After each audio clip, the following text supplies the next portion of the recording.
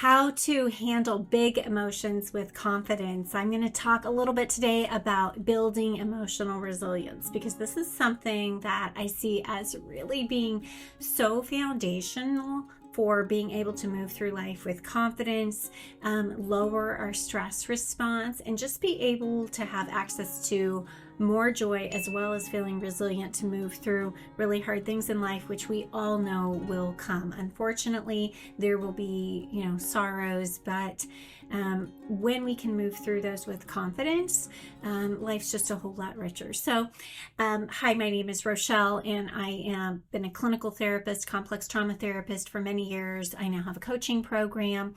And so I feel really excited to talk to you about this. So emotional resilience, what is it? Again, it's just the confidence to be able to know that we can handle big emotions without being overwhelmed or shutting down, and be able to respond to those in a way that it's congruent with, our core beliefs and values. So first of all, I'm going to talk a little bit about, why sometimes emotions are really overwhelming, but more importantly, then how we can change that pattern, because we definitely can change that pattern.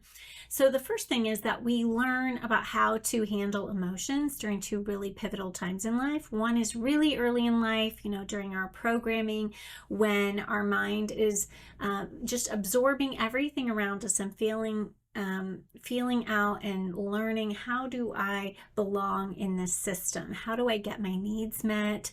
And we're watching what's being modeled for us, as well as figuring out how to adjust our own responses in the way that will work best in the system. So sometimes we come from emotions or families, where emotions just weren't talked about a lot. Maybe it was kind of a stiff upper lip. You just get through the hard things and don't really talk about it. So they were just not, we didn't have maybe adults who tuned into our own emotions, and that's called co-regulation. When the child is adapting their nervous system to the nervous system of the adult. And so if we don't have adults who can be calm around emotion and move in and help us with our own, we're not really pointed back to what we are experiencing and guided to help learn how to respond to that. So sometimes it's just an absence of parents really talking about emotions and helping us to move through. Other times, it might be that emotions were dangerous. So maybe physically dangerous, like if people got angry, it was not safe, it was not physically safe. Maybe if there were vulnerable emotions shared, there was shaming, or we were made to feel weak. Or maybe we observed a parent, again, not be able to regulate their own emotions. So maybe they had anger outbursts, or maybe when they went through sad things, they would become depressed and withdraw and just be in the bedroom a lot. So maybe we learned that it wasn't safe to have big emotions. And maybe we learned that the very best way to mitigate or lower the stress in the family was to please everyone and make everyone happy. A lot of the women that I work with in my 90-day program and that I've worked with in therapy throughout the years, they have learned to be very adaptive to stress by making everybody happy and seem to be the peacemakers. Maybe we learn to perform at a very high level. We learned that we could get busy and make things happen and be very efficient and be very effective and make people proud. And so we learn to be in performance mode. And so how we learn to respond to our own emotions, maybe we learn to eat, maybe we learned very early on that, again, subconsciously, that when we felt stress, we could go and eat something really sugary and change our state. And so now habitually, when we feel big emotions, we go to what we've known before: pleasing, performing, eating, numbing out, going to sleep. So there can be many ways that we learned about this, but what's important to understand is that it's usually learned early on or through really pivotal times in life where maybe hard things were happening. How did we need to respond to emotions when parents were divorcing, or when we went through a hard season in some other period of life. So we don't need to get stuck in the why. We don't need to get stuck in past traumas to be able to move forward and do something different. I think that's really, really important for people to understand. And I've spent my life, as a complex trauma therapist, doing EMDR and all kinds of things. So I definitely have a great appreciation for understanding how things in the past have influenced our present. But I think it's very important to understand that we don't need to go deep diving into past traumas in order to break the pattern in the here and now. So now I'm going to tell you how you build emotional confidence and emotional resilience. So one of the things is that we really need to be able to feel it into the body very quickly. Emotion first is felt as sensation. And then our mind goes to all the reasons why everything's so terrible and attaching meaning to it and what we say about it. So the first step is that we need to be able to feel through emotional sensations as they are felt in the body. And we all know emotions are felt in the body.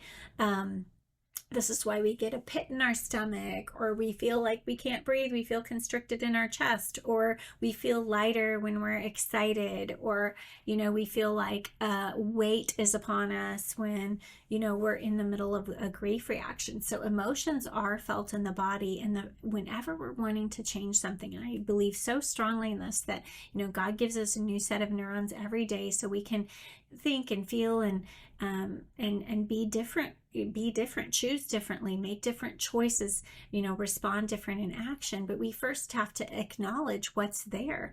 Again, we don't need to get stuck in the why, but we do need to understand what's there so that we can know how to shift it. So feeling through the body is a step that I think is most often missed, because as soon as a sensation comes up in the body, we want to go to the story of it in the head. And I'm always telling people and cautioning them about, don't get stuck in the story. And what I mean by that is, it's not that we don't want to validate experiences, but we don't want to get stuck in the mental reasoning of it, because when we're in a highly emotional state, that's not the best way to get out of it. So we really need to be able to feel it in the body and work toward calming the sensation of it, rather than going into the meaning and again, the past stories, or even our future rumination about, our present rumination about things that may happen in the future, ruminating on things of the past, worrying about things that may happen in the future, or saying this is so terrible. And we don't want to go to the reasoning brain. What we want to do is be able to move through the sensations in the body. That's the first step. The second step is we want to be able to respond compassionately to the emotion without all the reasoning. We do want to think about, how am I my best emotional caregiver? Is that to my children or my spouse or a friend or a neighbor? When am I my best self? What is my most compassionate self that I use to respond to others? What are your values around that? Does your faith influence that? What you know about compassion? Think about your best compassionate self. And that's how we want to respond to these emotions. Again, not going into all the stories or the words, but really responding to our emotions with compassion. And then thirdly, being able to choose our actions, our outward actions in response to our emotions. So when we do this, when we feel into the body and we just meet it with compassion, then we're at a place where we've created space between the stimulus and our response. So the stimulus being the thing that created the emotion, and our response, the way we respond to it. So whenever we're interrupting patterns, this space between stimulus and response is huge. Is huge. It's very valuable, because that gives us the pause to be able to choose. And so we've all said and done things in anger, or sometimes in grief or in fear, that don't really align with our core values. And so we want to be able to create this distance between stimulus and response so that we can choose, how am I going to care for myself through this emotion? Is this emotion indicating to me that there's something I need to speak about? Is there a problem to be solved? Or is there just an emotion that we need to move through? And so when we can deliberately choose new responses to those emotions, then we start to really create change. And when we recognize that emotions have a beginning, middle, and an end, we become much more confident because we know life is going to continue to throw us curveballs. But rather than being hyper vigilant and stuck in pleasing and performing and trying to control and manage life so that we don't have to deal with big emotions, we know that we can move through emotions, not always with ease, because there's going to be difficult moments, but we can move through them with confidence. And then we can know that we are not subject to the things that happen, but rather we can choose our responses to them. And when we can do that, we've built emotional resilience. And according to a Harvard article and 20 years of my own clinical experience, knowing that we can move through emotions with confidence is one of the number one predictors of lowered stress responses, because most stress is not about the present moment. It's about things from the past or things that we're worrying about in the future. And so when we have confidence that we can deal with the emotions, we don't have to constantly be trying to avoid hard things. Another great benefit of this is that we have greater access to joy. Because one of the things that we don't recognize is that if we've been in a habit of just being numb to our own emotions and shutting down, is that not only have we built some calluses around our heart toward hard emotions, but we've also dampened the expression and experience of joy. Because, to be fully alive and fully human, my program is joyful and present. Because to be fully alive and fully present is to be able to have a wide range of emotions and be able to move through them. Because again, we're going to have sorrow, we're going to have things that happen that are really hard. But when we can move through those with confidence, we can also be online emotionally to be able to experience the joy. And as we are doing that, what our brain starts doing is finding more things to be joyful about. So we have a fuller expression of joy, and then that in turn also builds resilience, because as we experience more joy and more presence of life, then we have more resilience when it comes to moving through hard things. So I hope this was helpful.